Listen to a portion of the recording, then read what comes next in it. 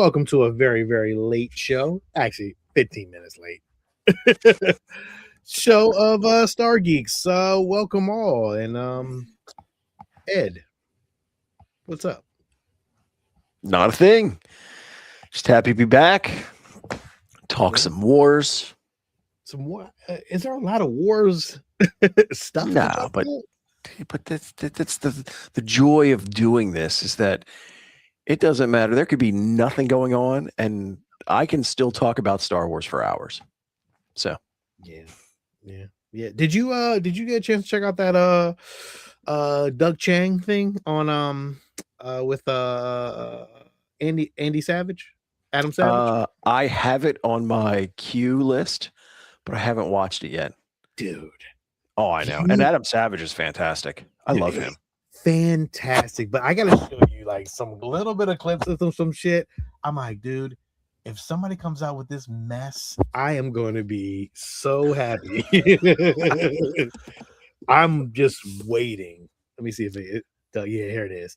It was such a good, like, I'm gonna play some of it, but I'm not gonna play all of it. But man, some of the shit that he was talking about, it was beautiful. Like all this stuff, like, because Doug Chang worked on like pretty much all of look. I mean, just his artwork alone. I actually ordered the book, the Doug Chang book, so that'll be coming probably next week.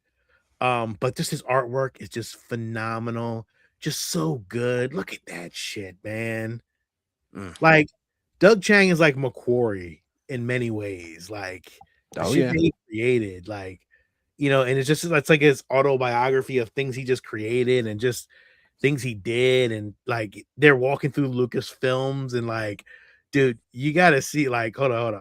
Like, he worked on T2, like, he worked on a lot of like art wise, like, artistically, like he worked on a lot of stuff.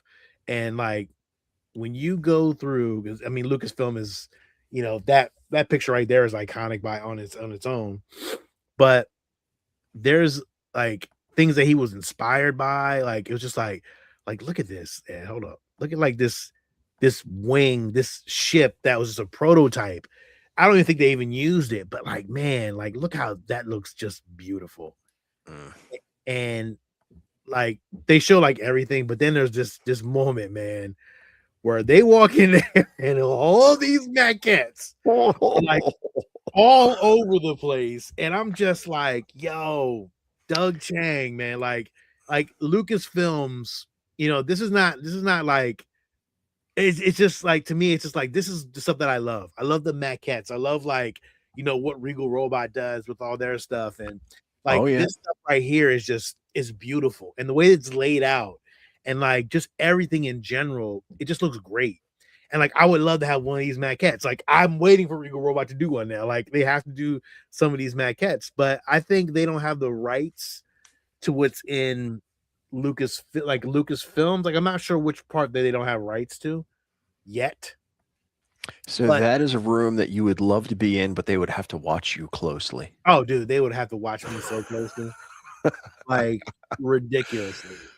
Like just like him, like show, like, oh, he right here he talks about how, like, they built all that stuff in the room, in that void room, and like you can fly, like he's flying there, and he's always wanted to, like, fly a Star Wars fighter. And like, dude, what you could do with that, like, it's just phenomenal to me. That's a ride alone by itself. But that's fantastic. Dude, just everything about this, you have to watch this. Like it is highly recommended for any Star Wars fan. Like go check this out. It's definitely worth the watch.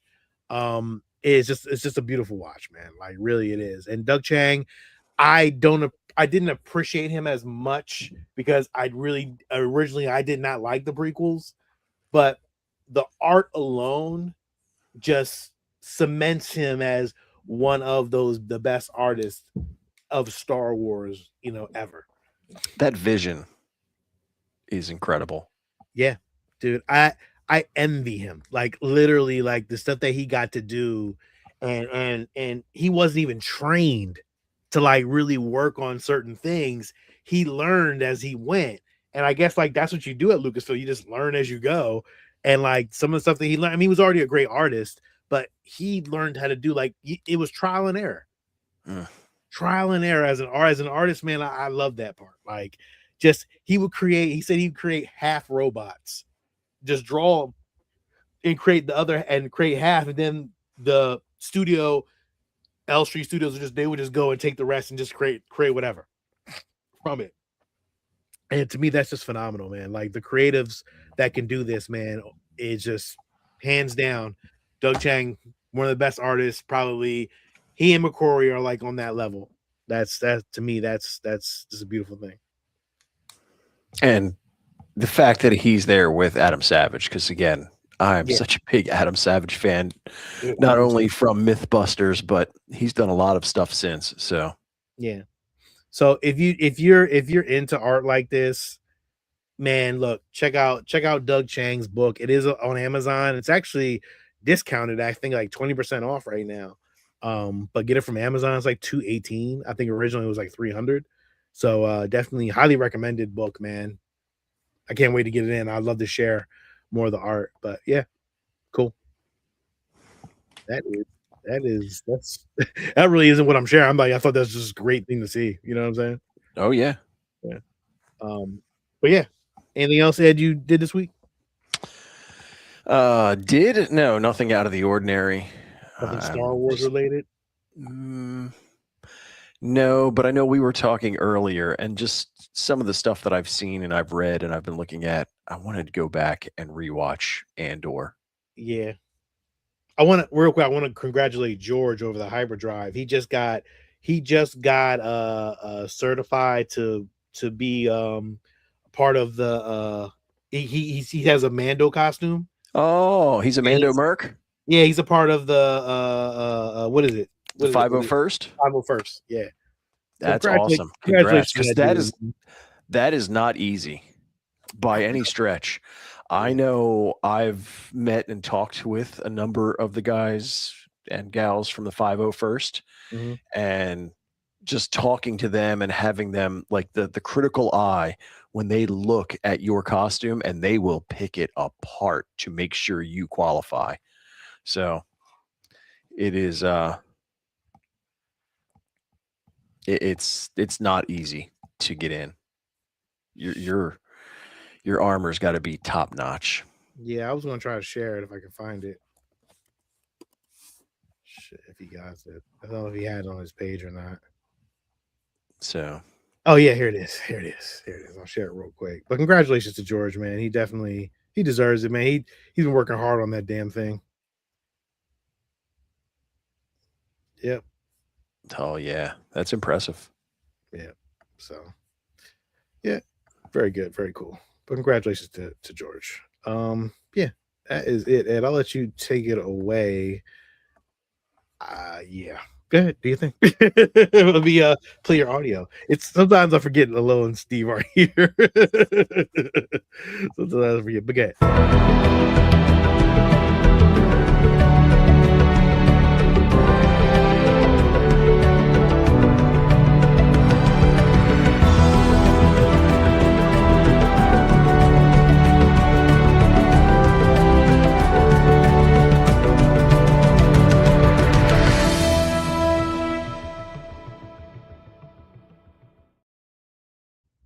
Yeah, I'm gonna let you take it away. I'll be right back in 2 seconds. Keep talking.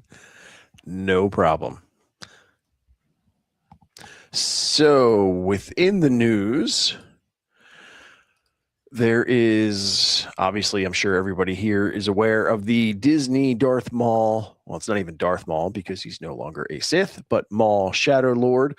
We did a separate recording, kind of walking through that trailer, just a short one. Pre-recorded? Nope, not today.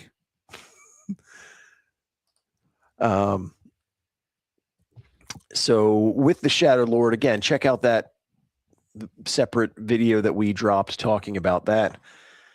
Let's see, the real big thing, which I know we were hoping that Lil would especially be joining us, but I think he's running late. He's caught up in some actual work stuff.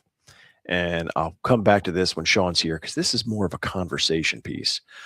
But the new Disney CEO as Josh D'Amaro. And the question is what does that mean for Star Wars? I know that Josh D'Amaro is definitely more of the operational side of things with his background as far as his involvement with the parks and everything that's kind of customer facing. So, and I'm also aware that he is much more involved when it comes to the digital aspect and a lot of AI, which was talked about in a conversation that they had in an interview. So, being that he's more involved in park type things and specific to the customer driven part, it'll be interesting to see how he views these different properties and things within Disney and drives that. I know Bob Iger was more in kind of the larger scale, kind of 50,000 feet view of it, which obviously we had some major acquisitions come under Iger's view. So I'm excited because I think with Josh's look, with how not only Disney, when it comes to Star Wars, but also Marvel and other things, how it all ties together with that customer facing aspect as far as parks and merchandising. So I think it will be good for all of these going forward. And I'm assuming that, well, Josh was the driving thought behind what went into Galaxy's Edge. I'm sure that he was also a big part of the big change that's taking place with it.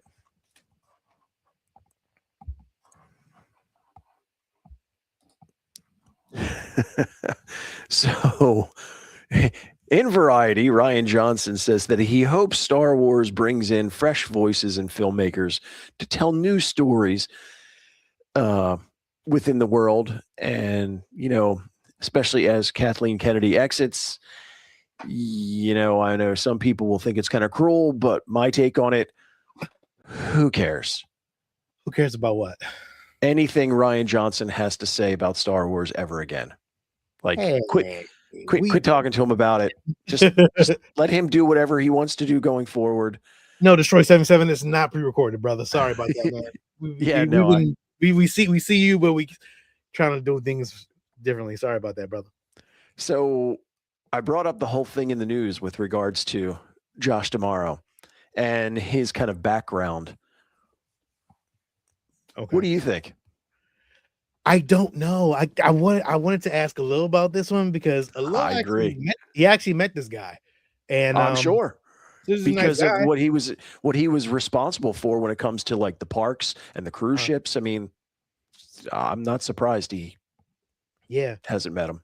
I'm curious to see what happens with Star Wars when this guy takes over. I don't know. What has he done? Like, he's done everything for the parks and everything like that, right? Yeah, he's more operational. You may be absolutely right. It may not be, nothing at all might change. True, Frankie. You're right. Nothing may fucking change at all, or it might change for the good. Who knows at this point? Like, I don't know this guy. Like, he doesn't really. His credentials are pretty much what he's ran the parks and stuff like that and the ships. So I don't know. I'm very curious though. Like, it's like Bob Iger like stepped in for the last guy, so like now he's stepping away again to another guy. So I'm like, is this gonna work? I don't know, man. I really don't know. I just hope good things happen. That's all I can ask for. Yeah. So Taika Waititi says that his Star Wars script tries to harness a little bit more of the fun from the original Star Wars series, which is no surprise given the kind of lighthearted nature his most recent projects have been. And so outgoing Lucasfilm boss Kathleen Kennedy describes his script or story as somewhat alive. I have no idea what that means. Either. I do enjoy some of Taika's films.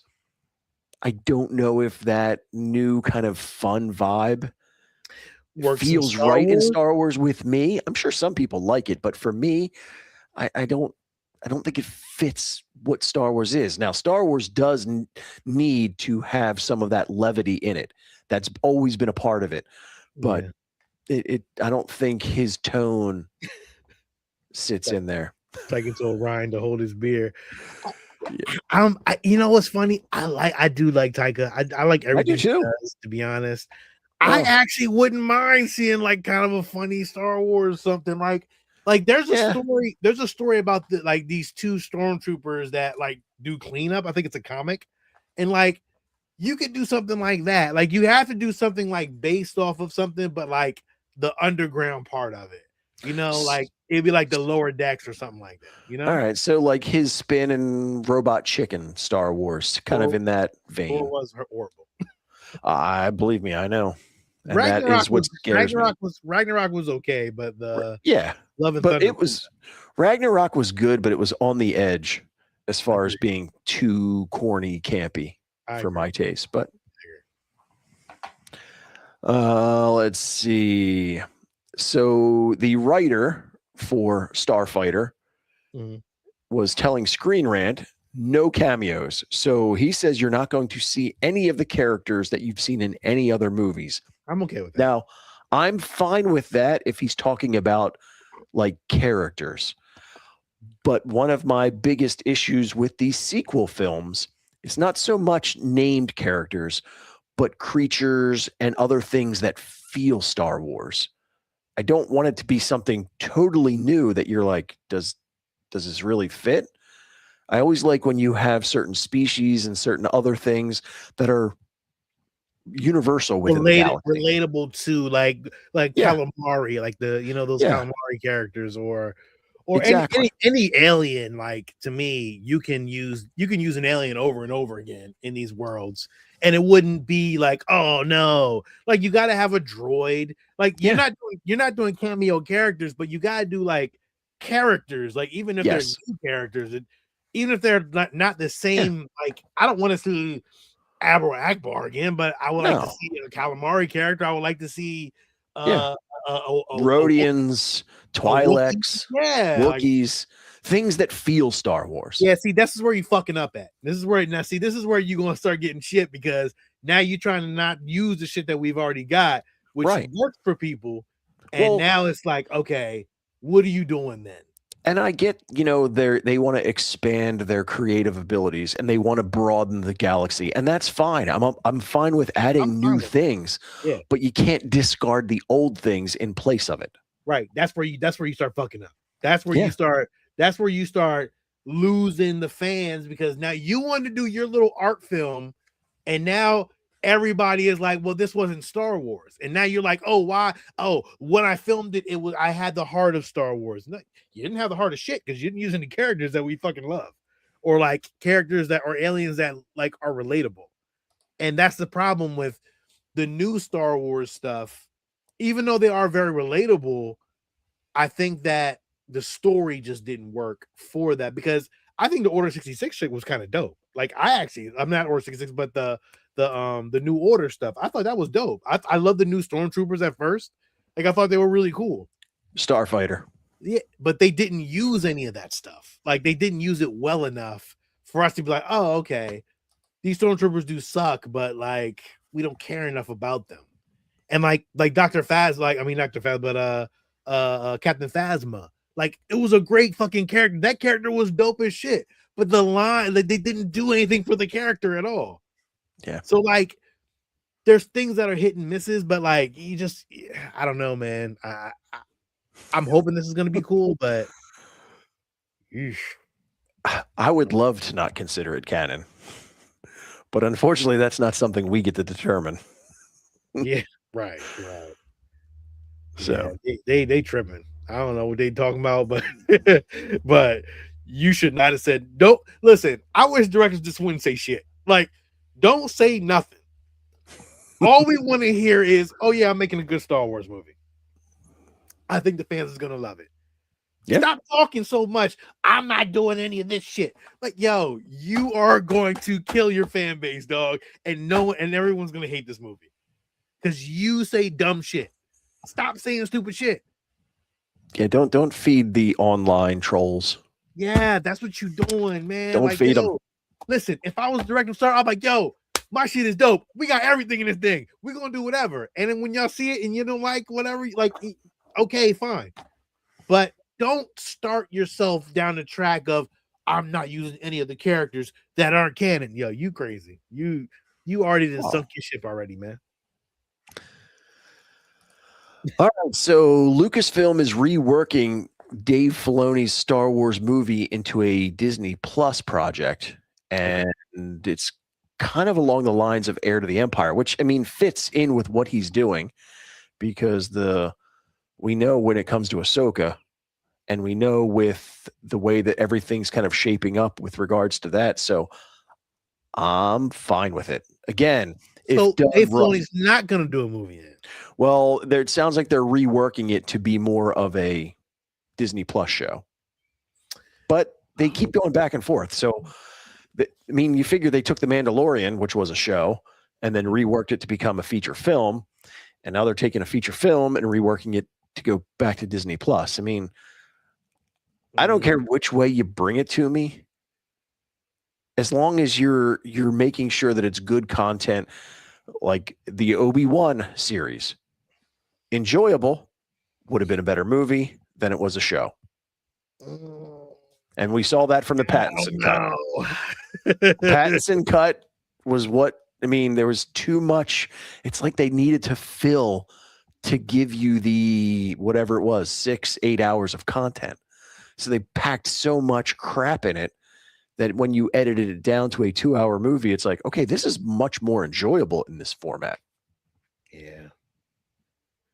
I don't, man. Like, see, you know what? I kind of wish that this Filoni film kind of took place after the First Order, like not before the First Order thing, because now it's like, oh man, you had this strong ass villain, in this time frame, and like when we got stuck with Snoke, like, I still think that what he's proposing is what brings about the First Order.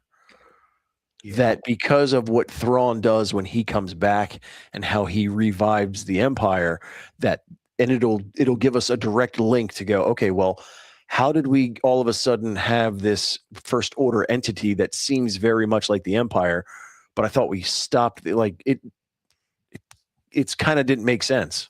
So yeah, I don't. I think Thrawn is just a better villain overall. Oh, yeah. I think. I mean, I like. This could be just better than the whole sequel movies, like all. I mean, actually, that's not a high bar to set. I know, like let's be honest. I think at this point, the Mando universe is better than the sequel movies altogether. Right? I don't think that's a question. Yeah, I think if you take Mando, Ahsoka, and just kind of add those two together, like I think this is already better than what 7, 8, or no, I would say 8 and 9. I like 7, but 8 and 9, terrible. Yeah, I'm sure the board had a lot to do with that, because let's face it, they make more money from theatrical releases than they do from Disney Plus shows. Yeah, so I agree. And that would be the case. I wouldn't mind seeing this as a movie. I don't know. Now, as far as a good Disney Plus show, and this will be interesting to see with Dave Filoni taking the helm, since he sat right next to Lucas and learned at his right hand. Could Dave Filoni give us the long-shelved Lucas project, Star Wars Underworld? Oh, well, I would love for him to pick this up and run with it. No, because you know what Filoni's going to do? He's going to make it an animated movie. He's going to make it an animated show. See, and this is the thing. I know that when he took over and we had the conversation that as much as I like Dave, my biggest concern is that he was not a fan of Andor, which is potentially some of the best Star Wars we've gotten in a while. I don't understand how he can not be a fan of Andor. I agree. I would think that, if you kind of take what we got from Andor and you kind of mesh that together with a lot of the really cool Star Wars vibes we get from the Mandalorian, and you put that together to give us this, oh my God. Yeah. And they had apparently like 60 scripts, all good and ready to go. That part of the problem was that Lucas's vision for this couldn't be done technically or within a budget to make it justifiable for television. Right. That's all changed now with having the volume and other things. Now, I'm sure that board members will look at it and go, well, we saw what Andor cost us, and we can't go down that route. But I think you could give us a really well produced show like this. Yeah, but the problem with that is you got to have main character. Who's going to be your main character of the underworld? Like that's something that you got to kind of fit into it. Like, are you doing a new character? Like, that's a whole build up, dude. Like, you got to really kind of set something right with that. You just can't focus on just different things in the underworld. Like, you got to focus on one character and tell a story, and then it's got to be more characters you got to tell a story with. So, like, that's a whole thing. That's a whole thing. And Frankie, I know you want Boba Fett done right. I know, dude, but unfortunately, we ain't getting Boba Fett again, I don't think. I think that ship has mighty sailed. Like it may be gone. Unfortunately. Sad, but it ain't happened. At the moment, you need to set the bar low with Star Wars. Yo, Zombie, I agree. Like the bar has got to be kind of low. I don't know. So if anybody's got some extra spending money lying around, apparently there's a home down in Disney with its own Star Wars theater, and this house is for sale for the low price of $14 million. Oh, now, the house itself, is that an Airbnb? I can't imagine that it's an Airbnb. The house itself is beautiful, as far as it being a very big, well done house down in Florida. Adam is correcting you. He said that he enjoyed Andor and it has a place, but it's not the focus. He is more Star Wars was for younger audiences. Okay. Well, it was when I was younger, but I don't mind having something with a little more adult tone to it now. Agreed. I mean, I'm fine with a mix. We talked about that with some of the Marvel things, how, they gave us different tones when the movies were really good. So, but check this out in this house. It is the geeks. And that is a theater room. Oh my God. That's nice. It is nice. Damn, that's nice as shit. Yeah. You gotta pay with Republic credits. The credits aren't good here. That is nice. God, something more real.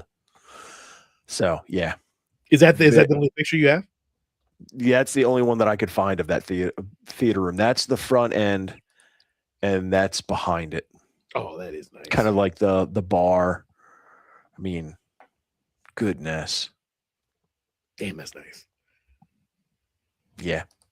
Ed, I'm gonna need you to come over and start building that in the basement down here. Like, we just start building shit. Well, this is the decor that I've always envisioned for the comic book store. Shit. Because, like I said, my vision for a comic book collectible toy store was I want it to feel like it's the comic book shop on the Death Star. Oh, shit. That's always been the vision. You can build that shit too. I know you can build it. Oh, we'll build it. I really didn't see much in regards as far as collectible stuff. Mm-hmm. Can't figure out. Oh, there's my mouse. But there's not a lot out there. No, I didn't see with your maquette. I didn't see these the first time we talked about it. Oh, I didn't show those either. I'm okay. Yeah, I mean, no, but it kind of goes hand in hand with the maquette that I know you'll have before too long. Yeah, I did. At least I do. I'm actually happy I got this. Like, I'm very excited. I can't wait for it to come in. It'll definitely be a nice piece added to my collection. I didn't care about the sketches. I don't really care about the sketches though. Like, I appreciate artists, like, because I'm an artist. I love art, but I don't collect other people's art, which is really weird. Like, I really don't. I don't know why. I'll collect the art book or art books, but individual artists, like I just don't do it. I don't know why. It's weird. Like I just have this weird thing. Like if it's not like a Macquarie piece of artwork, or that's really it, to be honest. Yeah, and like art posters and stuff like that. But I don't collect art. You collect art books. Yeah, I collect art books, but I don't collect art from other artists. You think I would though? Weird. Yeah. Trench Runner comics and collectibles. Ed. I'm writing that down because I want to look it up. Adam. That sounds dope though. Like, yo, that really is a nice name. That's a really good fucking comic book shop. I mean, when Ed opens up the comic book shop, all this stuff is going over there anyway. Like the Han Solo and Carbonite's definitely going over there. Bring it. Yeah, I got to get rid of this thing, and at least I know that you're going to take it at some point. Oh, heck yeah. Yeah, that's going to be nice in the shop too. Oh, without question. That might be one of those things that, I pay you for, and then I just put like some crazy price on it so no one ever buys it. Ever buy? Yeah, pretty much. Like, shit, what I got it for, I got it for a steal. So yes, this has always been my vision. As an entrepreneur, I have a few businesses, and my son has known since he was very little that everything that I have leads there eventually. But I also recognize that comic book collectible toy stores are tough to make a living at if you're using it as something to live off of. Yeah. So that's why it's a future retirement job, something that I won't need to generate an income from. I'm going to do it as a passion project. That's the goal. Yeah. He'll retire before me, but I'll be there a lot. Oh, I'm just going to be there. I'm pretty sure all my collectibles at some point are going to go to that shop. Now, granted, we probably don't even want to sell those. We'll just put an astronomical price on them, and it'll just be there. But I don't know. I think that's gonna be really cool, Ed, when we get to that point. Yeah, well, like I said, I can't wait.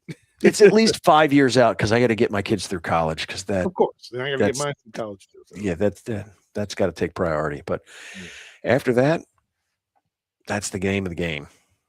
Yeah. So, other than that, I know, like I said, we covered this in a separate when we watched the trailer. We did. And walked through it. But I did put together, because it got me going down a rabbit hole of my own, just a little bit of background information about Darth Maul as it fits within canon.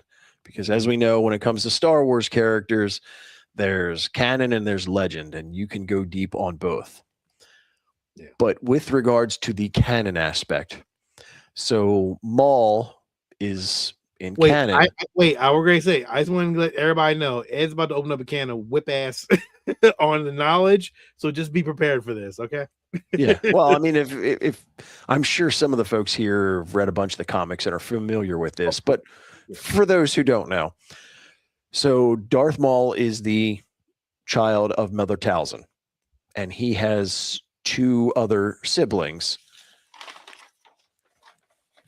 Yes. One of the sons of Dathomir. So so it's Maul, Savage, and Farrell. Now, when Maul is born, Mother Talzin recognizes that he is very powerful within the Force, and she's not the only one who notices it. So does Sidious. So he heads down to Dathomir to pay her a visit. The two of them kind of go at it and almost comparing powers and abilities, and they come to a truce, and Sidious kind of sells her on this idea of, we're going to work together. I wonder if they're going to show this in the Maul show. I would love some flashbacks. I would too. So he convinces her, like, we're going to work together and combine our powers, and he's doing it just to pull one over on her because he's basically there to steal Darth Maul. Well, Maul at the time. And because he does that and scoops him up and takes off into the galaxy, that's why she has such a hatred for him forever going forward. Now, in his raising of Maul, At one point, he takes him to Malachor, which is a planet that was the location of a huge Sith and Jedi battle. Mm-hmm. As they go, there's all of these bodies that are in various states of kind of destruction. Maul, Sidious has Maul breathe in the ash from one of the dead Sith warriors, and he kind of goes into kind of like a dreamlike state. Almost think of Luke in the dark side cave on Dagobah. And while there, he kind of gets transported and is experiencing the battle through all of these Sith warriors and feels all of the anger, all of the pain, being pierced by thousands of lightsabers. Damn.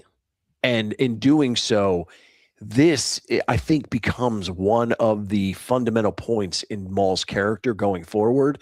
And this is why he has such a hatred and wants revenge on the Jedi.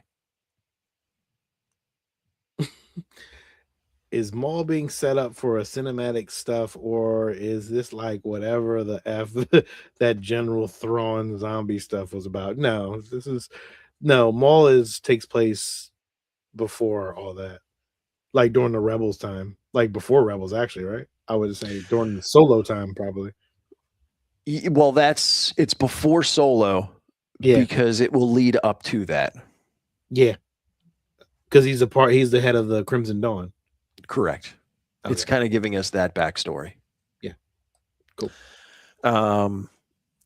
Darth Maul's double-sided lightsaber is inspired from Exar Kun.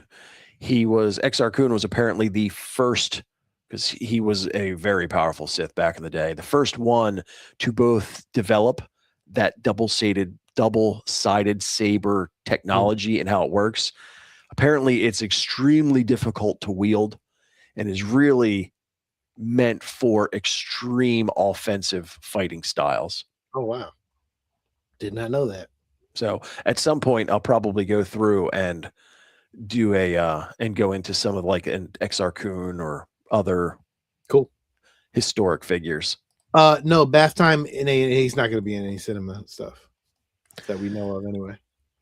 So Sidious tells Maul, you cannot use your saber, because again, part of his grand plan is Sidious is setting everything up to create all the conflict, to build the Empire. He does not want the Sith revealed, but he has Maul in all of his training and going off and doing things.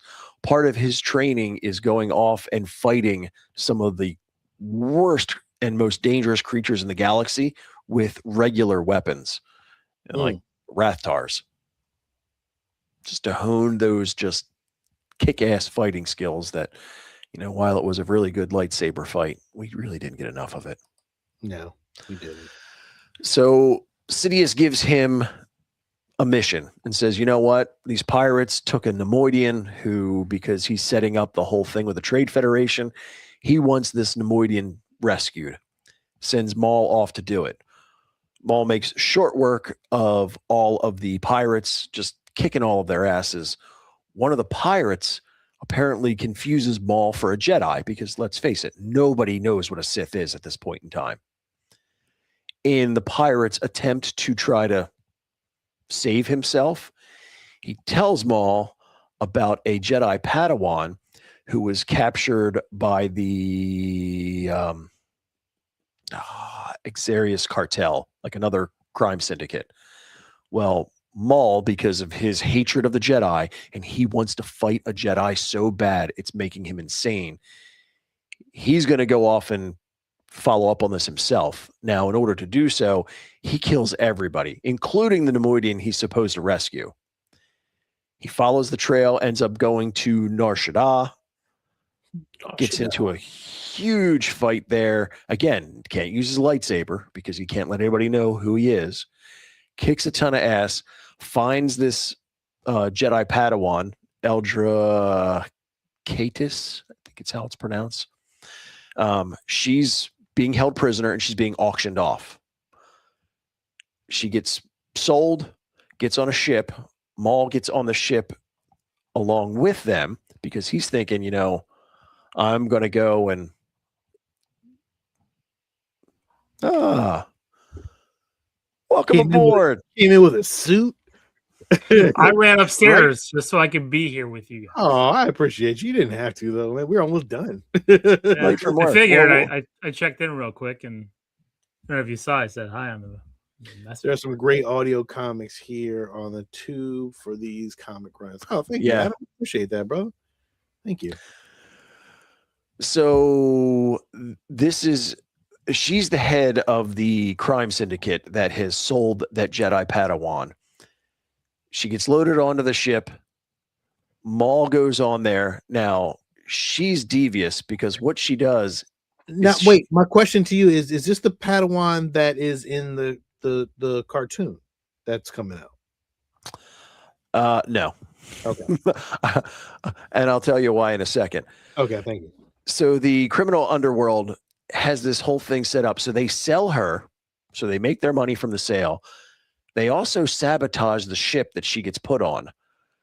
So as they're leaving, they blow up a portion of the ship, forcing it to crash on a planet. Now, they don't know Maul's with her.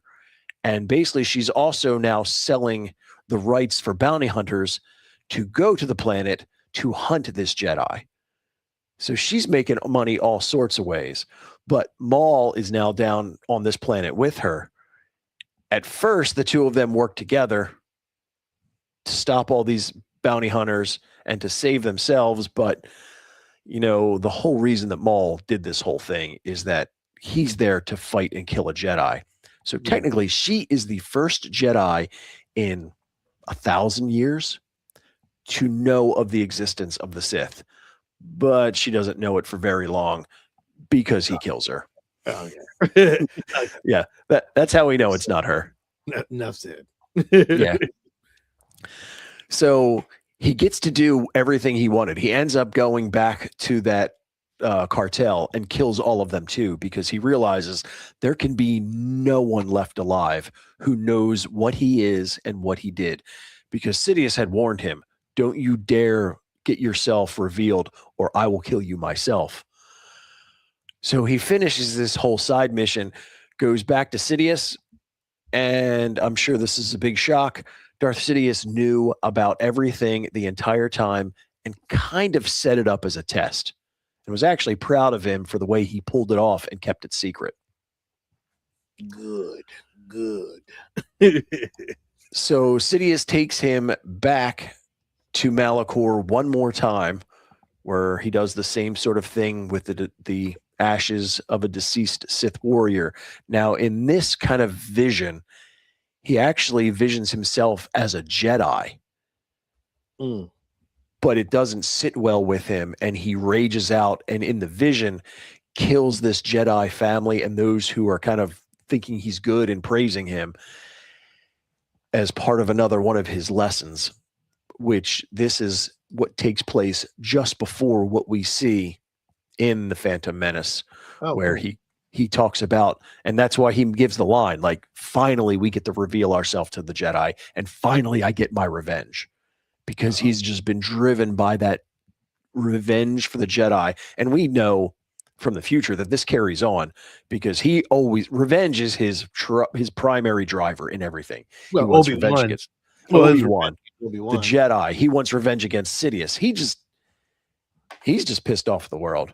Yeah, Obi-Wan made real quick work of him, though.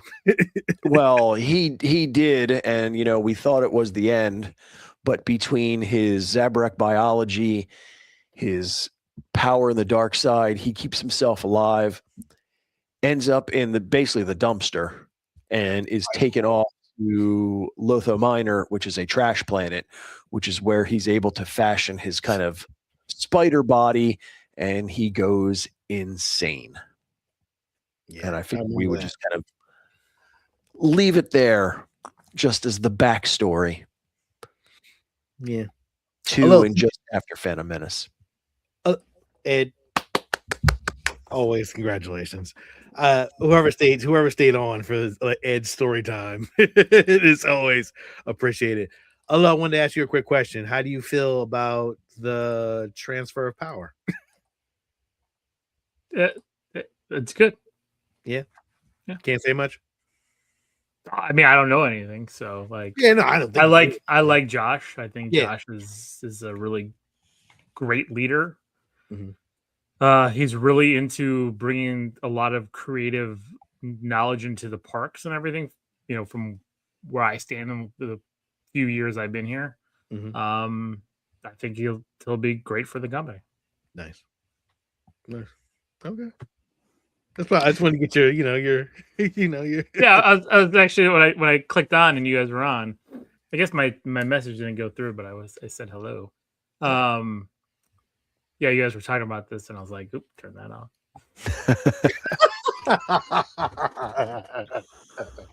Well, we appreciate your insight, man. That's all.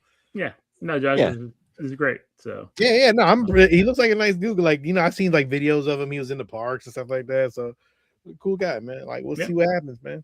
And I know some of the folks I think even commented like, you even wonder from our perspective in this show with its relation to Star Wars, how much impact does the CEO really have when it kind of filters down into this portion of it? I mean, well, there's a board and all that kind of shit. Well, not only that, I mean, Dana is she's the chief creative officer now, right? Dana Walden.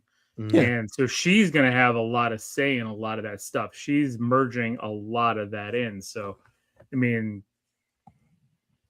it's not just Josh. It's going to be it's a collective. Yeah, always. And Bob's even been big a proponent on that. Like, I think we've talked about it here, like tying in, especially with the theatrical, into the parks, into the streaming, into everything, into the toys, into all that stuff. And it's never going to be 100% perfect for any company. A lot of companies drop the ball, and when a movie is a hit that they wouldn't expect to be a hit, and they don't have the merch ready for it. Even Star Wars when it first came out, right? Like the 12 pack of figures like was never out. Yeah. Like how long did that take to get in? So it's like nowadays you see it less happen, but it still happens. Like I remember lots of movies that have come out where you don't get the merch. And then there's movies where you get the merch before the movie comes out, and those movies don't do well. And they don't hit with the audience. It's always talking about, that's why I talk a lot about when we talk about theatrical releases and box office. Mm-hmm. It's got to hit not just us as the core fan. It's got to hit everyone. And if it doesn't hit everyone, I'm sorry. It could be the best movie that we've seen for our fandom. But if it doesn't hit everyone and it's not making that money back because they invested a ton, it doesn't matter. It's not going to go anywhere. But then that's why I said, like, and I go back to, the love for Marvel, and people complain, oh, this is a Marvel flop. It's not, because if you look at the investment and the return on investment, because everybody's just talking box office. Yeah. But nobody looks at the tertiary cost and the impact across, right? So with Disney, toys, figures, comics, movies, streaming, park impact, right? So you look at that thing all the way down, how many different levers are pulled. Yeah. The movie might not have done great, but it still pulled a ton of levers. For a while there, I think Thunderbolts was like one of the highest streaming movies out there, and like, what does that bring? What does that value bring? And so I see it continuing. The parks are bringing in Monsters Land, Cars Land, here you've seen the changes already at Disneyland, or the changes are coming to Disneyland for Star Wars. And I think that's just going to continue to brew, right? It's not going to be all IP based, but a lot of it is going to be new IP that they're developing. And then IP, just like we just saw, I mean, Zootopia 2 is closing in on $1.8 billion. I haven't watched that movie yet. It's a great movie. It's a lot of fun. I mean, I know. It's amazing. But it's a smooth kids movie that hits every quadrant, right? Grandparents are going to take the kids, and grandparents are going to have fun with it. It's not like it's not a movie that's like Shakespeare, but it's going to be something that just the whole audience can love. So I don't see a lot of that changing. I just see that continuing to enhance. Cool. Well, thank you, Lil, for your insight. We appreciate you, like always. Sometimes. I know. All right. That is it. I think we had a couple comments. Is he like some kind of reflection of Anakin, the body machine? Bath Time 1989. You have a lot of questions, and I think Ed can answer those. Well, I don't know if it's a reflection. We see that a lot in Star Wars, that, given that where it fits in the technological timeline, everybody's always losing a limb or something and replacing it with some type of robotic part. I think and we see various phases of that for Darth Maul. I think the reflection is Luke to Anakin, right? Because they both lost the same hand at this, at that time, and which path did they take? So,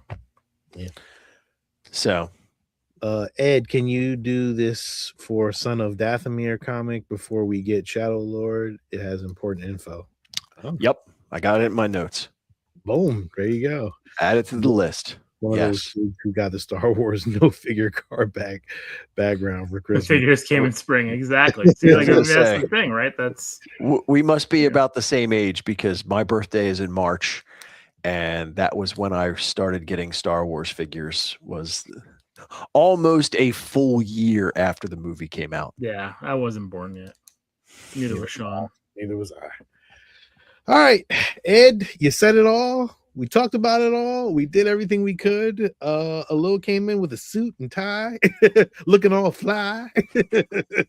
Oh yeah. But yeah, dude. Yeah. Well, we'll have some new stuff next week. Stay tuned. Make sure you like, subscribe. Make sure you check out the Geeks on Saturdays at 10 p.m. Eastern Standard Time. Yes. I don't know if I'm going to be here this weekend, but I have decided to take every Saturday. Dude, I have a lot of stuff, dude. That Pittsburgh trip was brutal. But that's it. This is Sean. This is Lil. And this is Ed. And may the force be with you. Always. I'm waiting. Oh, you were late on the draw this week. I had the volume down. Later.